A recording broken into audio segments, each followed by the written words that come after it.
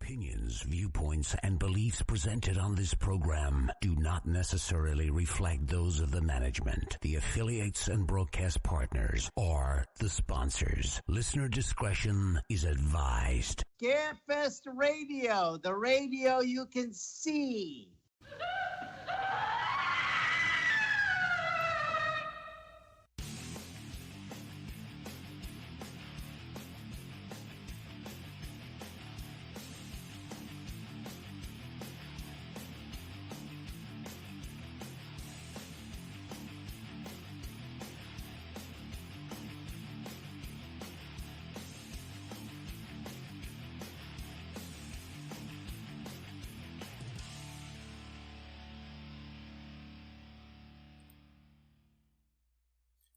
And good evening, everyone, and welcome to Scarefest Television.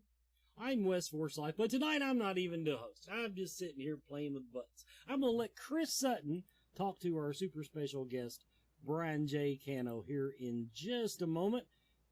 I will go ahead and say, welcome to the show, Brian.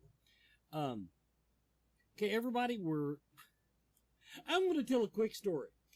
This week, we're talking about booking Scarefest Television before CyberCon. And Brandon Griffith says, well, how many shows can we do to get celebrities on? And I said, the damn thing is here. It's 2 freaking weeks away. So that's 2. So anyway, everybody, we've got, I'll tell you a little bit about what we got coming up on the show in the next 2 weeks. But yes, CyberCon, August 29th is just right around the corner. Be thinking about it. We'll talk a lot more about that after the 30-minute mark. One important thing I do want to throw out before I turn it over to Chris, go to the Facebook CyberCon Scarefest CyberCon Facebook page. They're doing a contest for all of you aspiring digital artists out there. Basically, if you'll make a poster for CyberCon, they're going to judge them, and the top 3, we're going to put them online with a click to print thing that you can sell them and maybe make $1. So, and show off your talent there. So everybody, once again, let's welcome Brian Cano to the show. Chris, over to you. Hey, good evening, everybody. Brian, my friend, how are you doing? I'm doing well. How about you guys? Doing great, my friend, doing great. You know, everybody, Brian, and I'm going to say this now because he'll start poo-pooing me, but Brian is one of the good guys in the paranormal field. Not only is he a nice person, he's helpful, he's informative. I've seen him talk with people about all sorts of different things, and always tells people to always keep searching. And just one of the good guys in this field. I mean, even the first time I met Brian was in a Walmart in Mineral Wells, Texas, in 5 years ago. Yeah, it was 5 years ago you and I met. He had an armful of underwear and said, okay, you know, everybody, you got to get that stuff while you're out of town if you live in New York. Brian, I gotta tell one story before we get going. Now I used to tease, bro. I'd be watching the reruns of Haunted Collector. You know, Brian was on Haunted Collector with John Zaffis and his 2 kids and some other folks. And, you know, he's on Paranormal Caught on Camera now, another show that started last year. But, so I used to tease Brian, though, because you ever watch Haunted Collector, Brian's butt was usually in the basement, in some tunnel, crawling through the dirt and the muck and the mud and, you know, skeletons and things like that, always doing these dirty jobs. And so I was at the Missouri State Penitentiary one time at an event, and John Zaffis was there, you know, and so John was, you know, the godfather of the Haunted Collector, and we were talking. He was talking with my wife Julie and I over breakfast after the next morning, and I said, John, have you ever watched Mutual of Omaha's Wild Kingdom? He goes, yes, I have. You know, John, he talks, he's so cool, and I said, now, you know, Marlon Perkins was on that, and he was the guy who was the curator to St. Louis Zoo. And so, but they would go out on safari, and he had this guy named Jim, and Jim actually worked at the zoo with him. It would be like, you know, Marlon would be driving in the Jeep, and there'd be a baby rhino, you know, and they'd be like, Jim, go get that baby rhino and bring it over here. And, you know, Jim would jump out, try to get the rhino, and the mom would charge him and stuff, all this dirty, crappy job. And I said, you know, John, isn't Brian kind of like your Jim? And he goes, yeah. He goes, but when the others started seeing how much camera time he got because he was crawling in the dirt, they all decided they want to start doing it. But He goes, Brian was always the guy that would go down and do that, and I believe that. So yeah, I mean that was your claim to fame, dude. And but there's so much more to you about what you do, and so tell me, you're kind of the science guy when it comes to these things, and talk to the folks here about on Haunted Collector and things. What were some of the coolest science type of things that you really got into? Well, when it comes to Haunted Collector, I mean, that was a great experience. Despite being sent under houses and into basements, I mean, every time we had an investigation portion, the cast would show up, we would get our assignments, we would get finished. Jason and Jesselyn, they'd be like, oh, we're going to go back to the hotel. Maybe we'll go to the bar. Maybe we'll go to eat. I've got dirt and crud all over me. I'm sweating. I'm disgusting. I'm like, I'm going back to the room and I'm taking a shower. There was never a shoot that I could escape clean. Even when I was assigned to home base to watch the cameras, something would happen that would get me dirty. It was like being on Nickelodeon, where like there was a vat of gack waiting to crash on me at every turn. But what I liked about it, I mean, in the credits, it's like, oh, and Brian, my tech guy. I became the tech guy. And I mean, unlike people like Gary Galka or Paul Bradford, I didn't make any of my tech, but I got a lot of tech from people. And I loved using old school methods. I mean, when I first started, I was more of an urban explorer than a paranormal investigator. And that you have to be mobile, you have to be portable. So it was whatever you could carry with you. So toy cars, balls, chalk, the old school methods. And that included things like pendulums and dowsing rods. And even though I'm on the fence about some of them, using old school methods and integrating them in with new school. I remember there was one episode where I had taken a sheet. The reports was that this spirit would walk up and down this hallway. And I think, and if memory serves, this was in Massachusetts. And I took a sheet of paper and I went to a hardware store and got this thermochromatic paint. And I covered it on the entire sheet. And the concept being that, all right, if there was any pressure and heat on that paper, you would see its effect. So like, all right, you lay it down after it dries, you walk on it, the pressure would create a little bit of heat, and then that would show up on the paper. And in that episode, something did cross it. And we got to do interesting experiments so many times. And a lot of the times, they weren't practical. It's not like something you can have in your kit and do every time. But you have a network backing you saying, okay, send somebody to go get some thermochromatic paint. You say yes.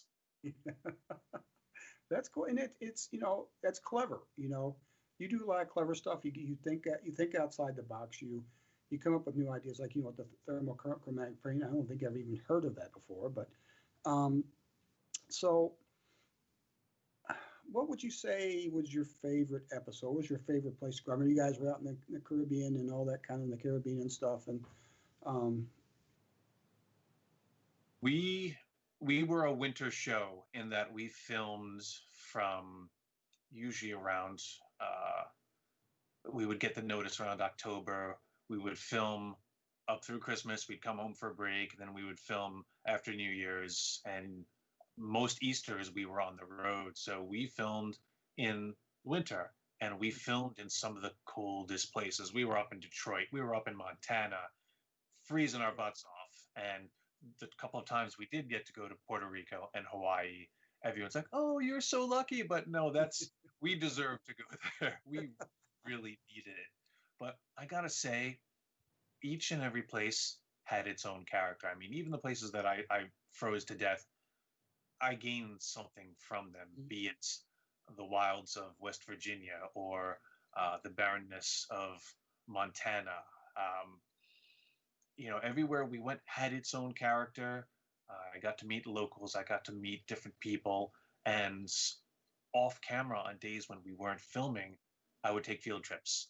And typically, because I was one of the more experienced people on the crew, I would take Badger, John's son, uh, Jason and the boys. We would pile in the car, and sometimes Jesslyn, sometimes Amy would come with us, or Beth on the first season. I would take them to local haunts that I know I would have gone to and that I've been to. I'm like, you haven't been here? Come on, guys, I'm taking you there. And we would do little field trips just to get them acclimated.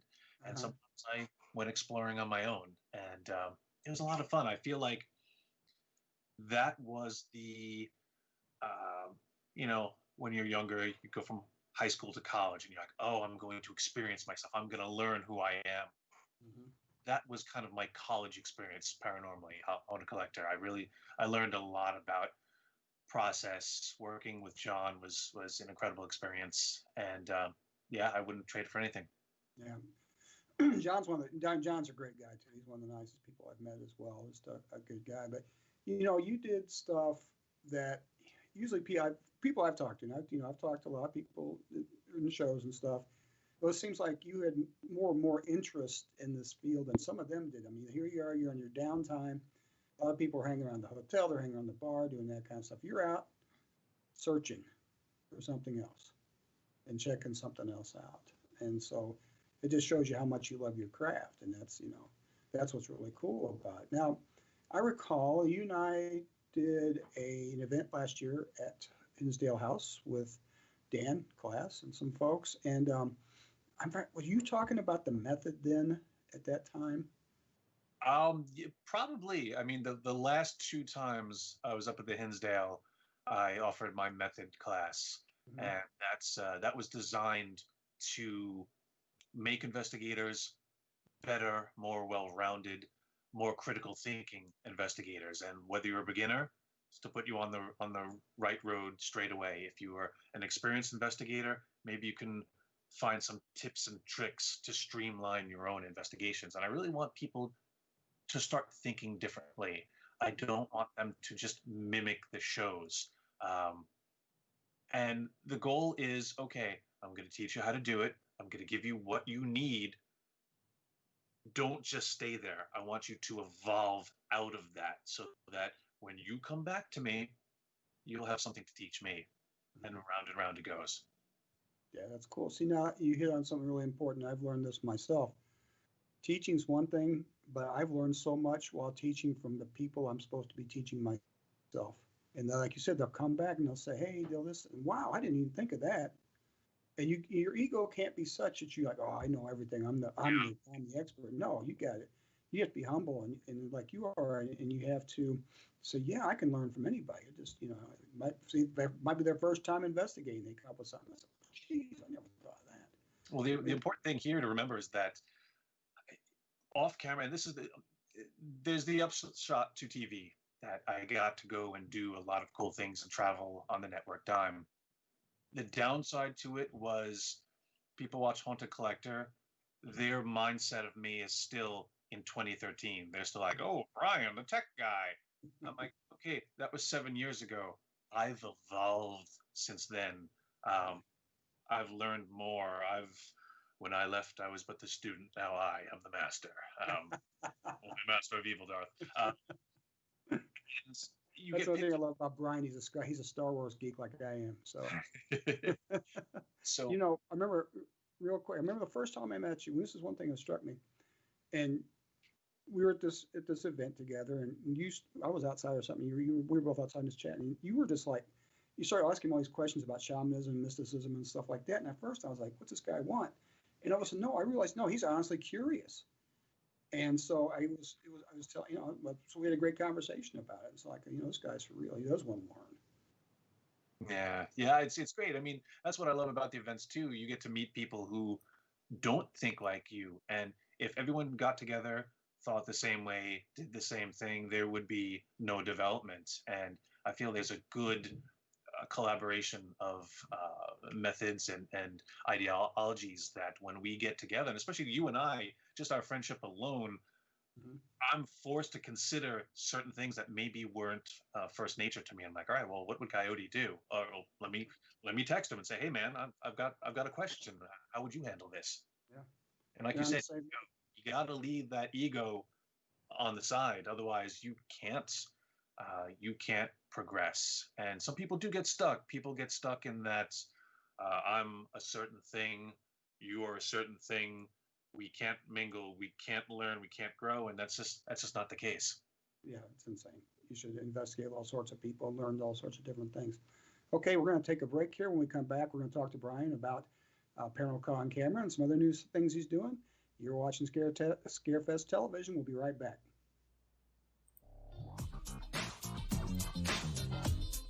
Everyone is talking about CBD oil, and it seems like almost everyone is using it. The research is ongoing, but the apparent health benefits are overwhelming. If you're going to use CBD products, though, what brand should you buy? First, find out where the hemp was grown. Imports are flooding the market. How potent is it? Look for a brand that plainly states its concentration on the label. And look for full spectrum CBD.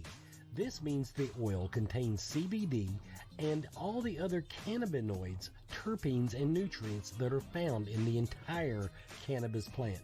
Look for Blue Leaf CBD oil. Blue Leaf Naturals is a Kentucky proud company. They use only Kentucky-grown hemp, supporting Kentucky farmers and businesses. Visit their website at blueleafcbd.com now and use the code SMILE at checkout for free shipping.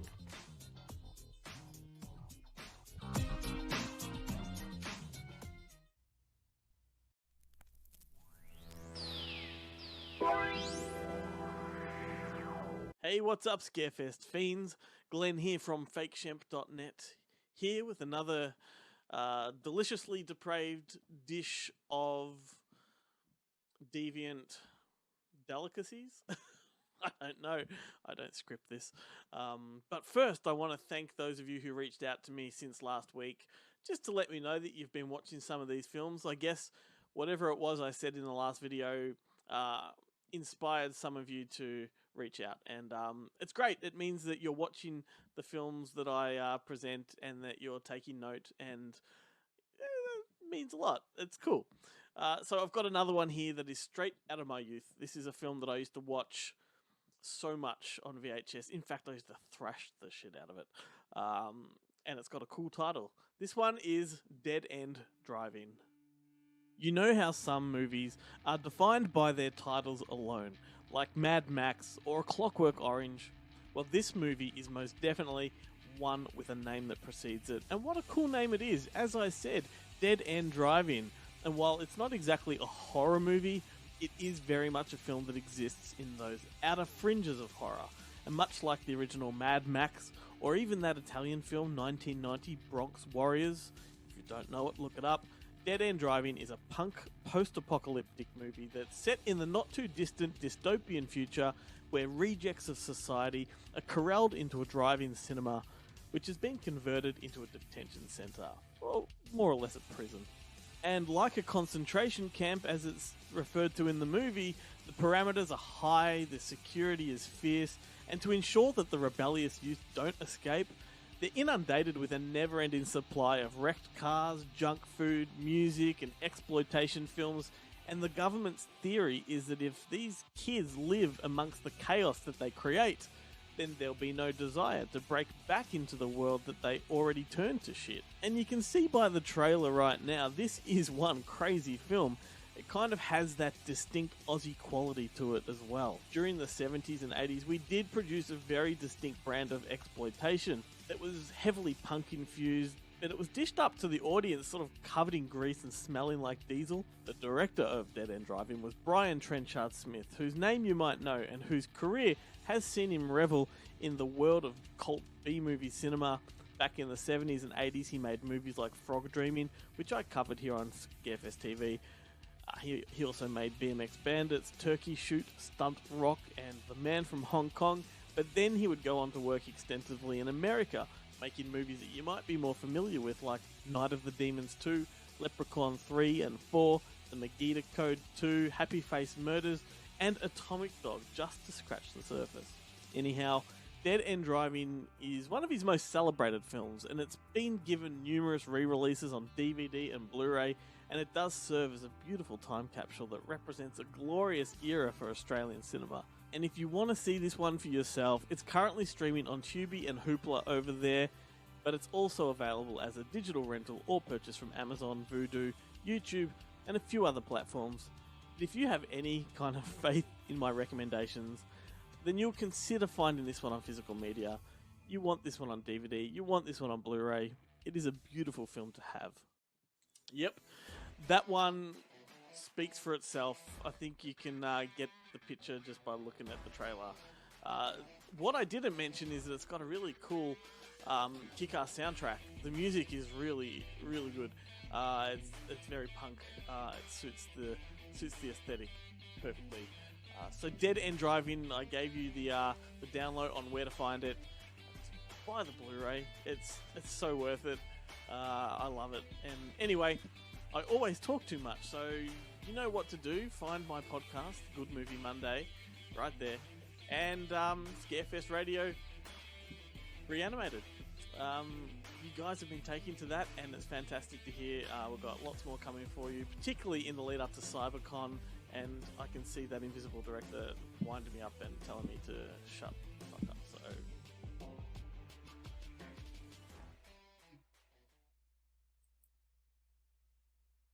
and welcome back, everybody, to Scarefest Television. We'll be right back with Brian Cano. I just want to throw out there, Glenn, what you said last week was, is anybody watching my movie reviews? So yes, people reached out and told you. It's because we're just a big family around here.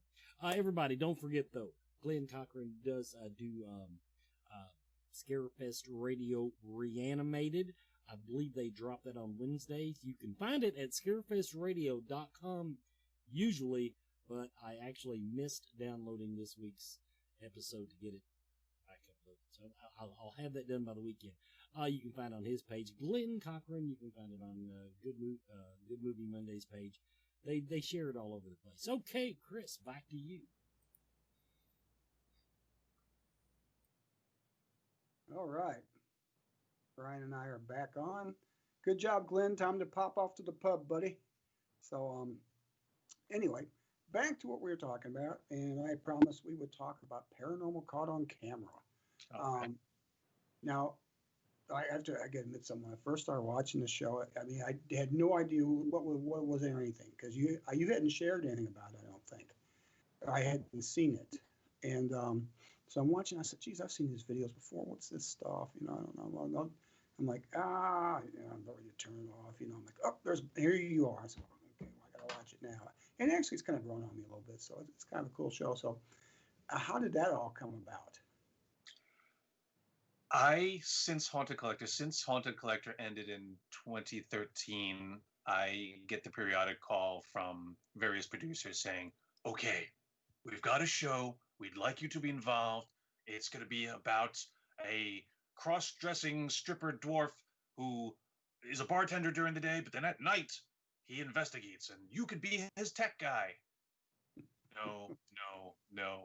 And my stock answer was always, okay, look, I'll follow John Zaffis into battle 6 days out of the week, twice on Sunday, but some random person you're digging up for the shock value, count me out. And they would always come to me with the same formula. And I'm like, well, if you want to use any of my ideas, I've got tons of them.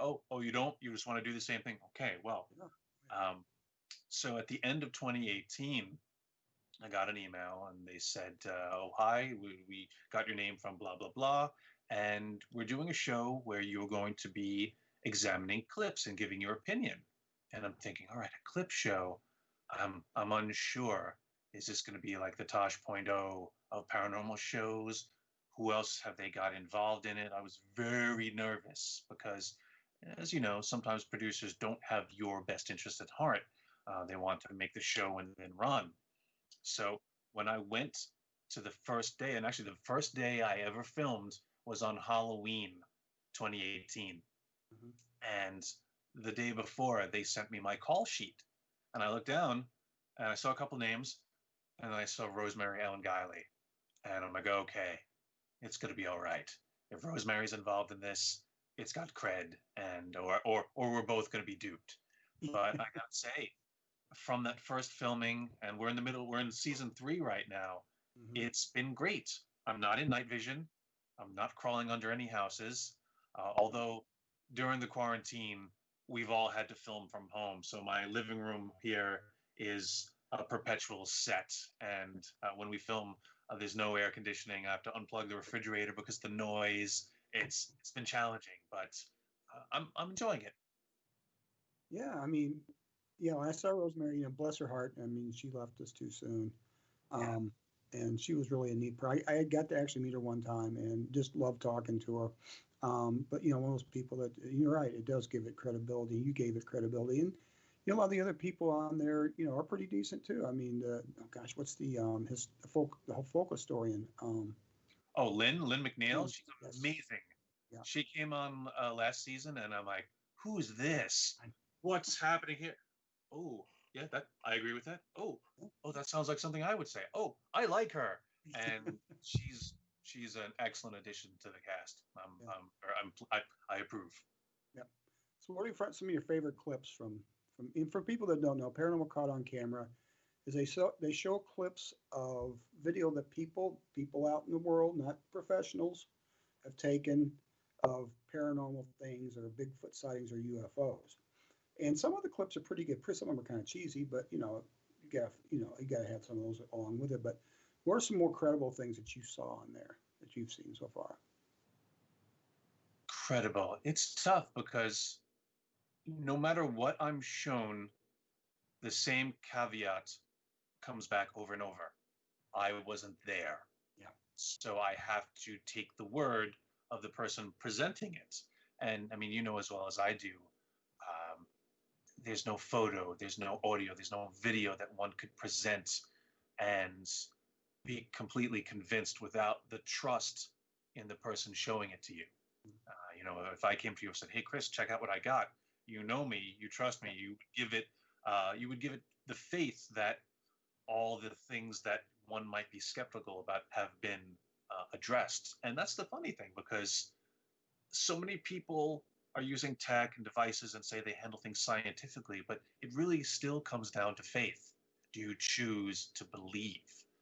So for the clips that I see, the ones I like are the ones that shock me or surprise me. Like, there was one that I believe came from Thailand, where you're watching a security camera from inside what seems to be an entryway. And at the far end is a gate. You see somebody walking on the outside of the gate. They walk through the gate as if they morphed right through it and continue walking. And as they approach the camera, it seems like the shape changes and assumes the form of a security guard or someone, almost like T2. Someone was sent back and is now acclimating to our time. Yeah, that's right. Yeah, he could go through bars and stuff like that. And the most fun I have, you'll notice it from time to time. I do give the occasional philosophical nugget, but I love it when I get a pop culture reference through. To this date, I've mentioned Godzilla, Harry Potter, Voltron, Star Wars. I keep going, and it keeps getting in. So, winning. Yeah, I caught the Godzilla one. Of course, we were on Twitter, talking about and stuff. Everybody's posting pictures of Godzilla, and I posted a picture of Gojira, which is a French metal band, which is the Japanese name for Godzilla. I thought that was clever, but nobody got it. I think you would have got it, but I don't think anybody else did.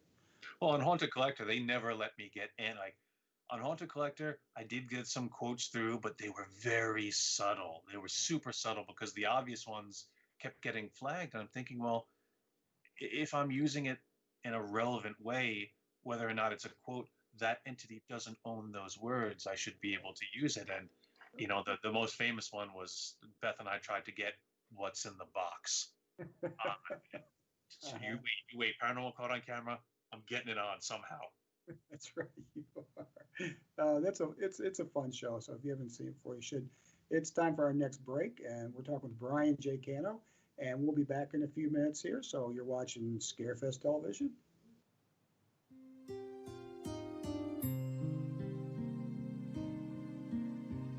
Mama Ruby offers fun vendor-based events that focus primarily on the metaphysical and spiritual aspects of our lives. Well, 2020 didn't go as planned, to say the least. Since Mama Ruby's can't bring the vendors to you in person, they still encourage you to support them online.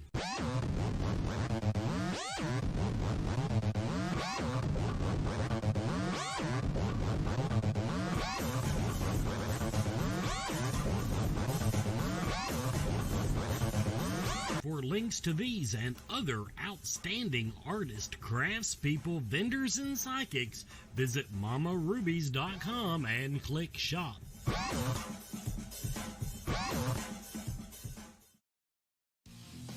Horror. Movie. Fans. 4. Life. Find us. 4. News. 4. Memes. 4. Life.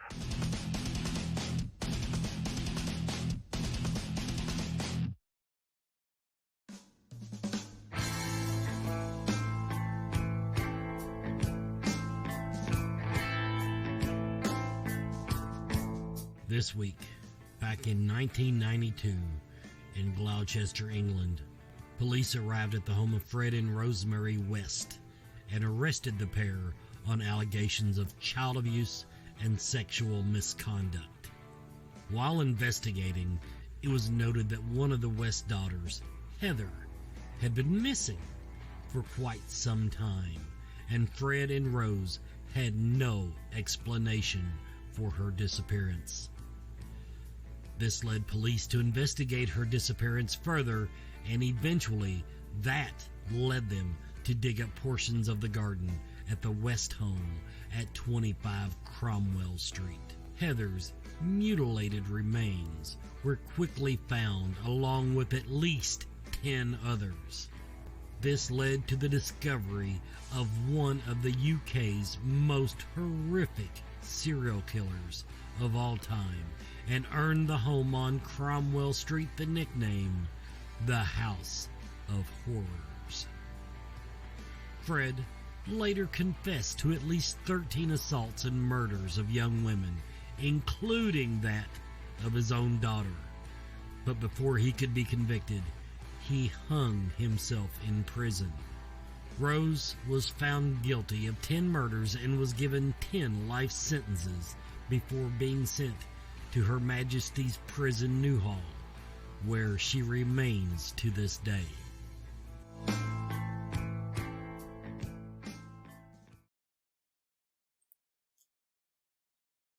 And welcome back, everybody, to Scarefest Television. We're going to talk just a moment now about CyberCon. Scarefest CyberCon, the virtual paranormal and horror convention. And yes, we are trying to get the contract signed for a couple of our paranormal guests. But anyway, CyberCon coming up August 29th. We still have a couple of guest announcements to make. I do want to plug myself. Not for CyberCon. You'll be sick of me by the end of the day. But coming up on Scarefest Television on the 21st, we have Catherine Corcoran. On the 28th, this will be an interesting one. Paul Taylor. Not that he's not an interesting guest, but that's not the reason it will be interesting. I have to pack up my studio and go to the hotel where we're broadcasting the virtual convention, because that's what people do when they have virtual conventions. They go to a damn hotel. But we don't trust having everybody in different locations. So yeah, we're actually going to have a studio to run everything from a undisclosed location. So, but watch for those two shows. The next 2 weeks will be really great episodes. One thing that's been brought out on Facebook, we've got a video, I think it's 35 minutes. We're going to introduce you to the Patty Star Ghost Walk. They're calling it a virtual ghost walk, which I guess it is, but to me, it's just like a preview of the ghost walk. Even if you're not into ghosts, Patty Star is the consummate storyteller. It'll be on the main feed. When you go to CyberCon, get your tickets are available. Go to thescarefest.com, click the CyberFest link, and get your tickets for CyberCon. We've got Patty Star will be doing her thing. I think she'll probably have a virtual booth set up that day. Now, this is something else I want to push real hard. Go to the CyberCon Facebook page. They've got the information for entering the poster contest. Basically, Scarefest always has an official poster. Well, we've had the idea for this con to throw it out there to the public and let you all make a buck on it if you're one of the winners. So 3 people will have theirs chosen from the entries to be uploaded, and then I think they call it click and print. But you can make a buck. I don't even know if I'm sure we're keeping like a commission or something. I don't know. I don't do the financial part of it. We're doing a little film festival, if you will, mixed in throughout the day. These will be all shorts, horror movie shorts, and I've approved 2. I've got another one I haven't watched yet, and then I've got a couple in the wings that I'm thinking about. But so we've already got, and I've got a trailer for that coming up after the 45-minute mark. One of the best horror shorts I've seen ever. It's that good. But you just get the trailer right now. You have to buy a ticket to actually watch the short. And details on that are on the Scarefest group page, the CyberCon. It's all over the place, but it'll tell you how to enter that. Basically, you send us an email with links where we can download it and take a look at it. And then finally, before I turn it back over to Chris, I want to remind everybody we've got our speakers lined up, at least 4 of them. I was thinking we were doing 5, but maybe I missed one. Richard Estep, John and Stacey Edwards, Kyle Cobb, and Alan Marston. These are some of the most popular speakers from the Scarefest real life con. Most of them have been there multiple times. Kyle Cobb, God, he just bores me. He drones on and on. No, I'm kidding. Great guy, but he'll give like 6 seminars a weekend. I don't think we're giving him that many this time. But anyway, some of our top-notch speakers will be broadcast throughout the day, and it's just like a convention. You'll have a time, you show up, you click enter, you go in, ask them questions, whatever you need to do. Okay, Chris, back to you. All right. Thank you, Wes. Oh, Chris, So, I did forget one thing. Give smooches to Brian from Sandy Alvarez. Yeah. I don't know if Brian saw that or not. I was on the post. We were promoting it the other day. Sandy is a big fan of yours. And so I told her, I said, I hope very much you get the chance to do that in person, but I don't think that Brian would want Wes and I trying to smooch him even virtually. So it's a kind of a crappy prospect. So we'll let Sandy have it if she ever meets you, which I hope will happen soon. So as we keep going on in the present day of Brian Cano, I was fortunate to be part of a video or a live thing you did the other night, Tuesday night with Brian, and that's for patrons of yours to view. And you came up with a thing called Hourglass, and you got some other things going on. So, I mean, when I heard it, I was pretty excited about it. It was pretty cool. And so, once you just explain to everybody else, what's going on with this Hourglass thing? Sands of the Hourglass, so go through the days of our lives. Yes, indeed. Well, I have a Patreon page, as a lot of people do, and over the past almost year and a half, almost 2 years, I've cultivated an interesting community, a lot of cool, like-minded people who want to learn, who have really helped me continue doing what I'm doing. Some of the things that I put together, I dug into the archives and resurrected footage from a documentary codenamed The Social Doc. And this was filmed back in 2011. But I didn't have a central story to join all the narratives together. So I just took the interviews, and with people like Dave Schrader, Chris Fleming, all the usuals, all the old ones who are big again. I'm posting these interviews, and it's evergreen. It's like it was shot last week. So all the things that Patreon allows me to do, I'm incredibly grateful for. And to show that gratefulness, I decided, okay, well, you know what? Let's all get together. I want all my patrons to gather in one place, but not for a convention, for a retreat. And it's on me. So September 2021, patrons of mine who have been patrons for 12 consecutive months will be able to gather at the Knickerbocker Hotel in Linesville, Pennsylvania. And we're just going to have a weekend of exploration, relaxation. We're going to have some planned events, and we're going to have some relaxation time where we just get to, be. Mm-hmm. And I think it's very important to just be. And that's the Knickerbocker Hotel is a notoriously haunted place, but it's a positively haunted place. So I want people to be exposed to that kind of energy. And I feel like, you know what? It's just going to be a good time. It's 13 months away. I'm looking forward to it as if it were tomorrow.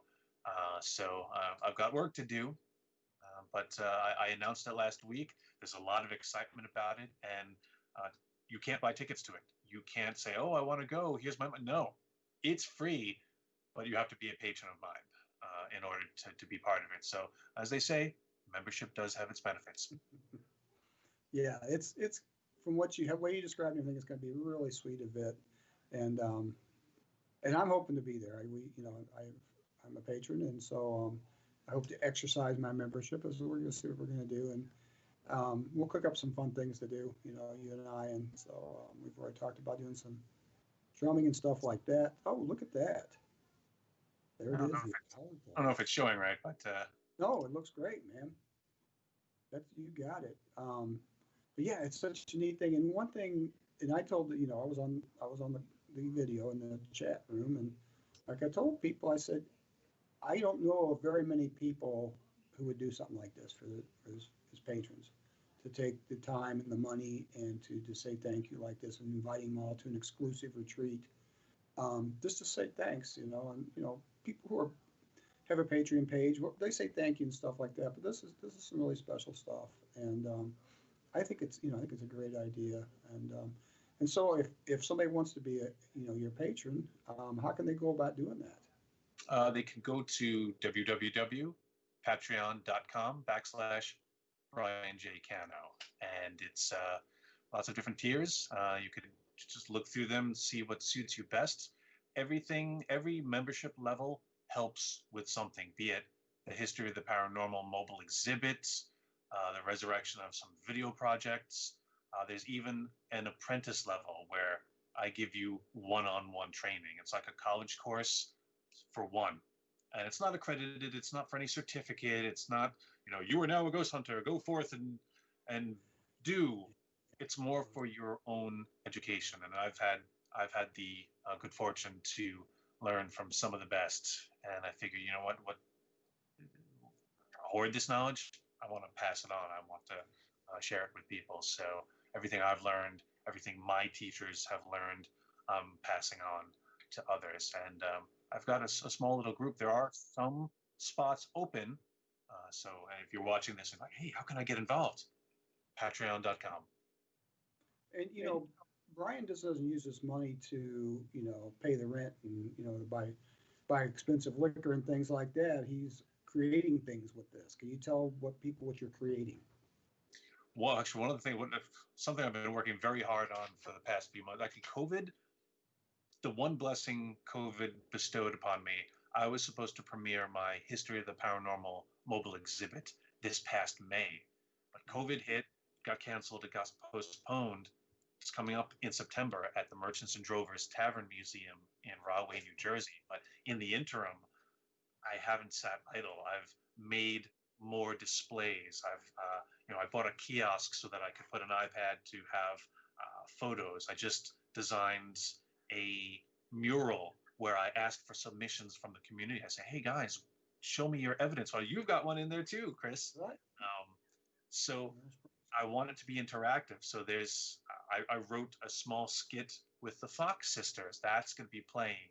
I want it to be interactive, and I want people to know that there was a paranormal history before, the TV shows started in 2002. There were names that you need to know. There's a foundation that, even if you don't talk about it every day, you should know these people and these places. So that's the goal of the museum, to give the people that foundation. And membership on Patreon is helping get by those boards, fund the stands to hold the exhibits, the lights, the drapes, all the physical requirements.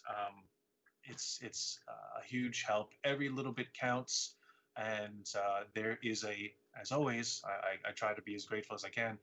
At the front of the museum, when you check in, there's the patron thank you board, and all the names of the people who have contributed at that level are on there. And I mean, it's been up. I have to keep updating it, which is not a bad problem to have. But yeah, you come to the exhibit, you'll see your name, thanks to the patrons. That's great, man. That's really super.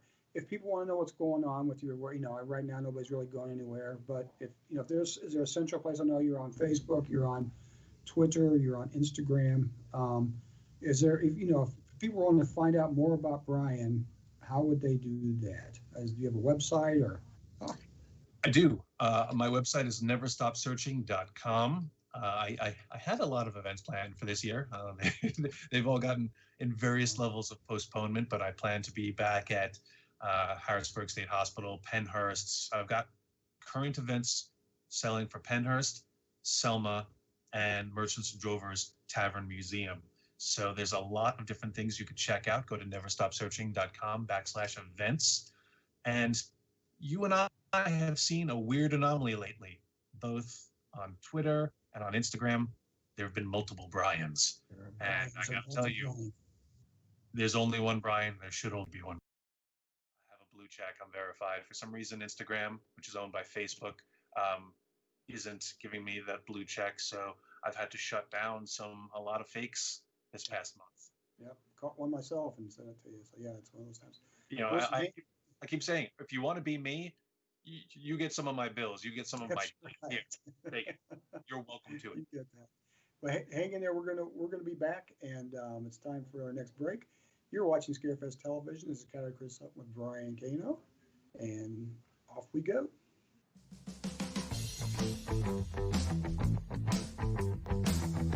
Spirit Mechanics is here to help. Their background includes many different specialties across the metaphysical spectrum, including alchemy, shamanism, Celtic witchcraft, angelic magic, astral travel, and more. With over 30 years combined experience in the group, you can be confident in their ability to help. If there is a question you have that you cannot answer, they will do their best to assist you. Metaphysics can be intimidating, confusing, and unfortunately, abused.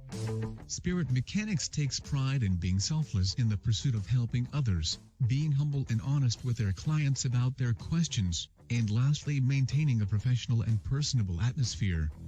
They want you to feel as you are coming to a close friend, and they will do everything in their power to make you comfortable and safe.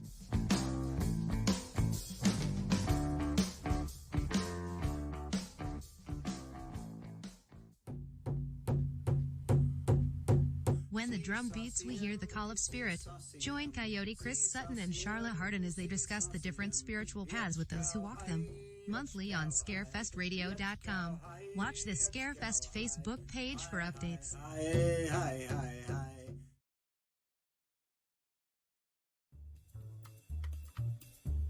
Welcome, Scarefest fans. This is Joe Lewis of Bonehead Weekly. Yes, I finally got a haircut. This week, I am going to review another family film. Do you ever just want to see something so bad, other things keep stopping you from seeing it? You love the source material. You know you're going to like the movie. Then you finally get to see it, and you're completely let down. Well, that's this week's feature. I'm talking about 2019's The Addams Family. I know it's been around a while. It's been at the Red Box a while, but I'm just now getting to see it. And I wanted to love it because listen to this cast. We have Oscar Isaac as Gomez. Oscar Isaac, fantastic actor. Charlize Theron as Morticia, fantastic actress. Chloe Grace Moretz as Wednesday. I could just go on and on and on and on, all right? Nick Kroll as Uncle Fester. Wanted to love it, but I didn't. The things I like about it are the throwbacks to the original series. I like the 1991 movie. I love it a lot. I like that in the sequel quite a bit. Raul Julia as Gomez, fantastic. Angelica Houston as Morticia, wonderful.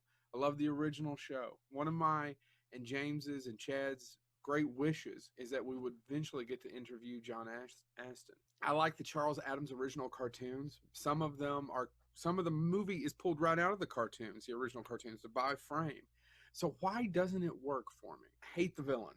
I get the point of the movie. The point of the movie is we can't all fit along. In fact, here's kind of the short version of the synopsis. We meet them when they're getting married. Their family's being thrown out of an Eastern European country. They make their way to some place exotic called New Jersey. One day, the fog clears and we find out over the mountain there has been a housing development developed. And how are these people going to get along? And the baddie is played by Allison Janney, who's a fantastic actress, Margot Needler, and she wants to get rid of the Addamses because she's trying to sell these houses, and that's a big eyesore, and how do they get along? Everyone's different. We should be accepting. I get the point of the picture. The problem is it never quite catches the humor. I don't think it ever quite catches the darkness. One of the only things that they changed that I actually enjoyed was Snoop Dogg's cousin It. I'm not going to tell you how they did it. I thought it was stupid. And then I watched the movie and really enjoyed it. So should you check it out? I would wait till I saw it on Netflix, something streaming with the kids. Is it the worst thing I ever saw? Of course not. But it's just, man, it's so middle of the road that it pissed me off. It's directed by Greg Tierman and Conrad Vernon. They gave us a lot of Thomas the Tank Engine and, oddly enough, Sausage Party. And if anybody saw Sausage Party, it's an animated R-rated film with Seth Rogen that has one good joke. The problem is the movie's 80 minutes long, so it's a little too long. Maybe that's it. Maybe I just don't care for the filmmakers. The Addams Family.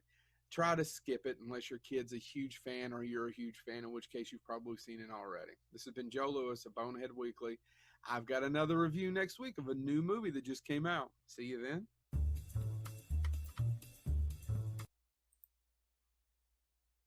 And welcome back, everybody, to the final few moments of Scarefest Television.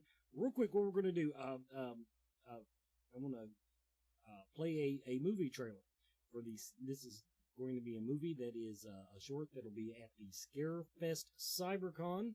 We'll give you a schedule of what time it'll be playing. But this, I just cannot brag enough on this movie short, and the trailer just gives you a little peek at what we've got coming up.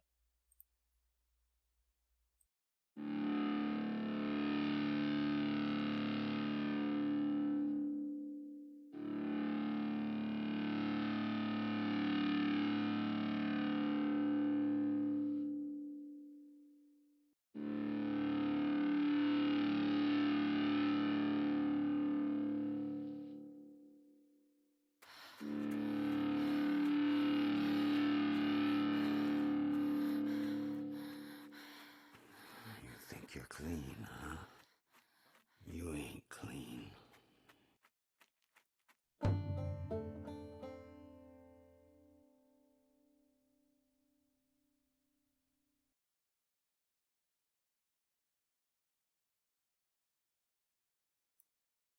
You're live.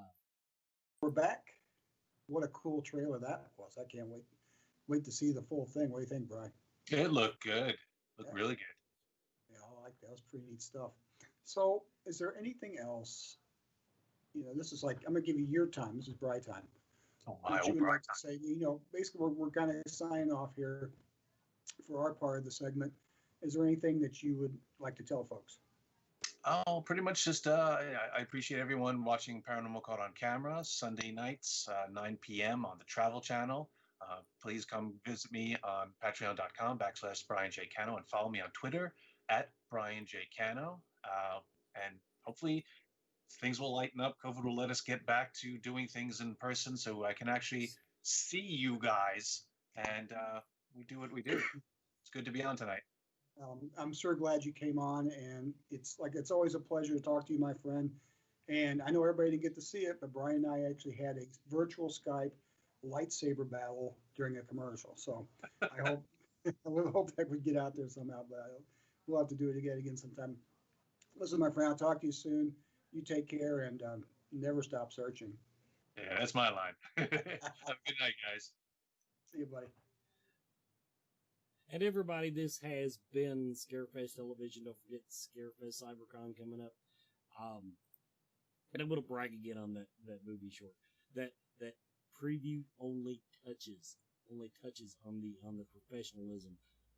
I want to see the entire movie. See you next week.